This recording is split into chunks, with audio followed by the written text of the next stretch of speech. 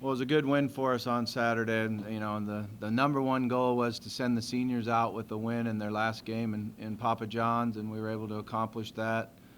It was a hard-fought game. There's no question it was very intense, and at times it looked like it could go either way. Offensively, we did some real good things, particularly scoring 17 points in the first half with 23 plays.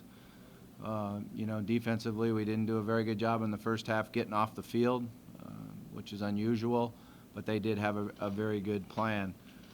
We did have 3 series in a row offensively where we took the ball and went and scored, considering that first series in the second half.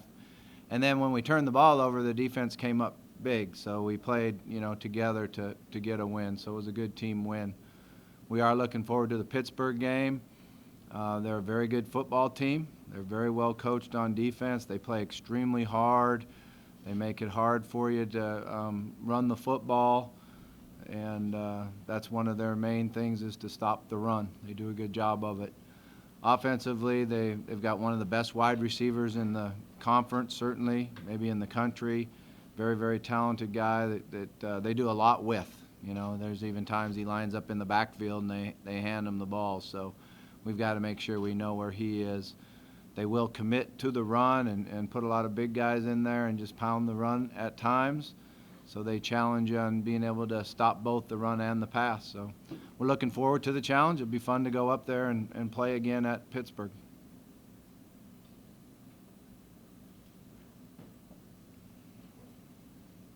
From where this team started to what you guys now have a chance to do to close out the season in the way that you guys can, what does it say about the character of the kids, the coaching staff?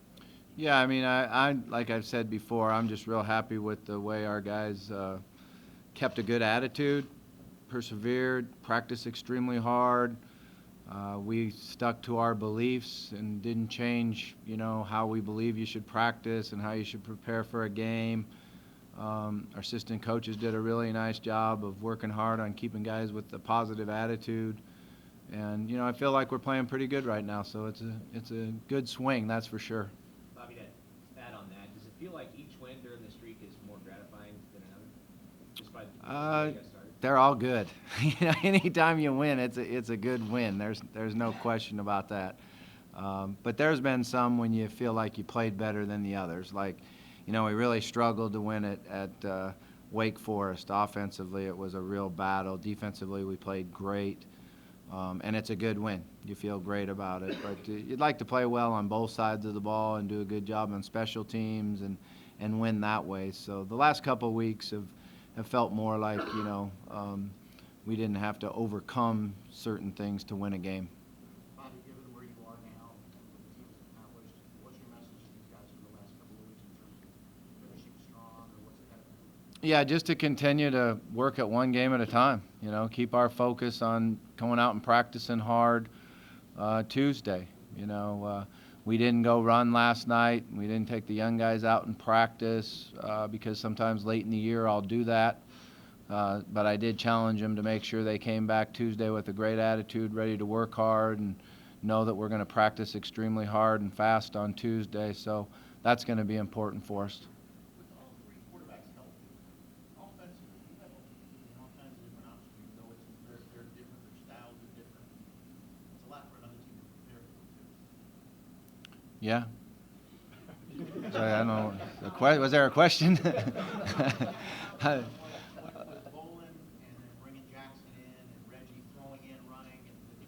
Yeah, I just think that, Kyle is going to start the game for us, and we'll prepare to get him to execute the offense.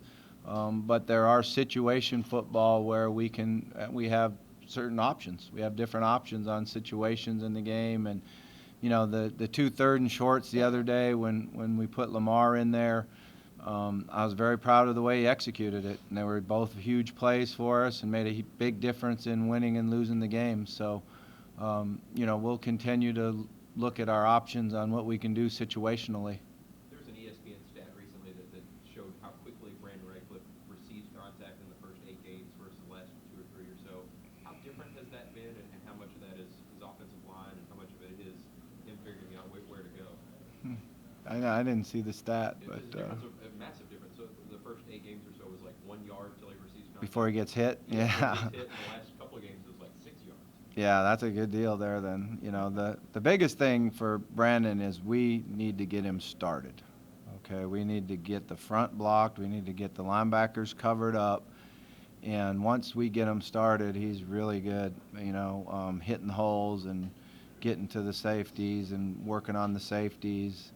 I'm really proud of the way he's hung in there mentally and continued to work hard. You know, I know it was really hard on him when a couple weeks ago he didn't get any touches in a game, and then he comes back and has 2 really good games.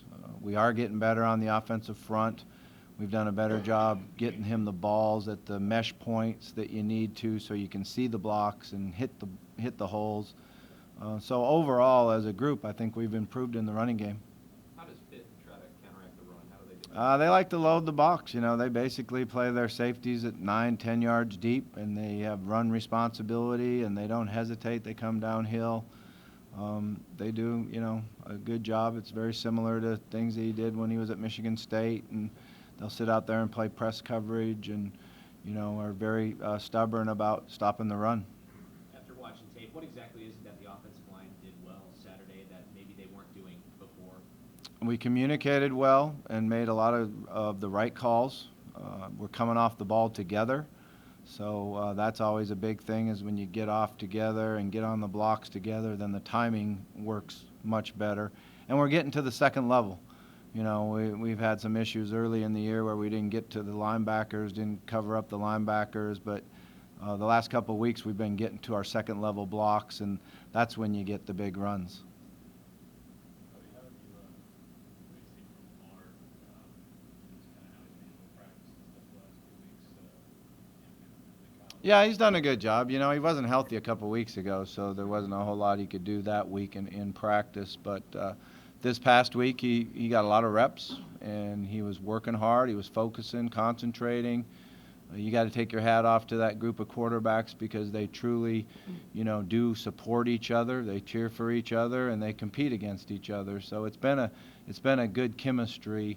And I've not seen all year long where one of them has not come to practice and wanted to work and get better.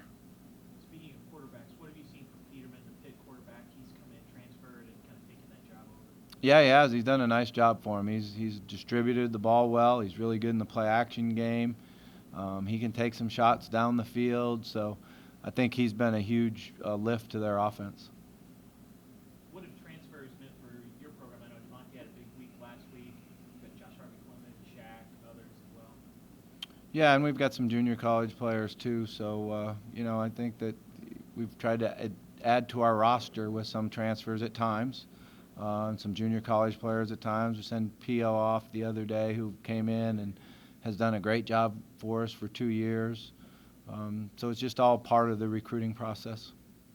Coach, you were talking about the quarterbacks before, the relationship they have. Is that unusual in your experience for them? Not necessarily to be adversarial, but to be as tight as they are? Well, everybody is a quarterback because they have shown success in high school, junior high, grade school. A lot of times they've been the leaders of their team, so they have a lot of self-pride, and they all want to play. There's no question about that. But they do understand that they're going to support each other, and you can be friends, you can be an encourager, and you can still want to beat them out every time you go out there and get your reps. So I think their competitive spirit is there, and there certainly shows up every single day. But they've been mature enough and team players enough to worry more about the team. Seems like it took Devontae a little while to get going to the last few weeks. It seems like he's getting better and better every game. Yeah, it took him a while to get in shape. You know, that's one of the things that you really understand, that the winter conditioning, spring football, all summer conditioning really is different when you're in an organized group than when you're saying, yeah, I'm working out, coach. I'm working out. It's really different. And you really find it out, too, like when some of our guys are done playing, and they're done playing either in college or at the NFL level, and their body changes quickly. It's because they're not in that same workout program. Anything else for Coach? How's any comments been on it? I mean, Aaron had a really good game. I was really proud of the way he played. He played real well in the run game, helped us a lot. He did a great job of leading on the sideline, and did a good job in pass pro. I guess I got an update yesterday that Kenny did run yesterday, and that he's got a chance to practice this week. He didn't really practice last week, so we'll see what his health is as the week goes on. We've seen Skylar Lacey kind of in and out of lineup this year, but seen him get back and starting last year. Yeah, it's a big body, and he's helped us in the pass protection, and he competes hard at practice. Him and Keola split reps at practice and compete extremely hard, and they'll continue to do that this week. So, Johnny Richardson's gotten back last 3 weeks, right? He has been back, I think 2 weeks now. So he's been able to get in there and get some reps in, and it's a pretty good story because he came back pretty quick off of a knee injury they had early in the summer. Worked really hard in the rehab, and our medical staff did a great job with him. He hasn't taken a whole lot of reps, but he has been in there and got a tackle or two, I think, the other day. You ever had I know you might not have been so close because you were worried about the replay that they were doing. Have you ever had an offensive huddle break out in a dance like they did the other day? Does that show how this group has come together when they can get out there and Break out in a dance. they just danced and As we broke the huddle? No, while they were waiting for the review. they were Oh. all dancing. Oh. Every single one of them. That'll give me a reason to run him today. Thank you. I appreciate it. Could have got a penalty. Does that show that? Does that show that they think these guys have the unity? I mean, it's probably a good thing. It's fun to see, and I actually did see it. I'm just kidding. I was thinking about throwing a flag, but I didn't have one in my pocket. But no, I mean, all these guys all listen to music. They all like it. We actually let them listen to music when we stretch now, and they all think they're singers. And it's different than the old days, that's for sure. How fine is the line? I'll try to form this with a question. Quarterback. Kyle Bowen, one of his strengths is he stands in, he'll take a hit, deliver the ball, but how fine is the line if the coaching when it's too long to hold it? Pressure might get to you, a couple knocked away. Yeah, the one that he fumbled, he didn't see the guy come from behind. He probably had a touchdown on that play, and he double clutched it a little bit because he thought the corner flashed a little on him, and it wasn't good protection. That was a max protection play. We should have been able to have it completely protected and be able to make those throws. The other one, he was taken off running, and what you have to do is make sure you lock the ball against your body.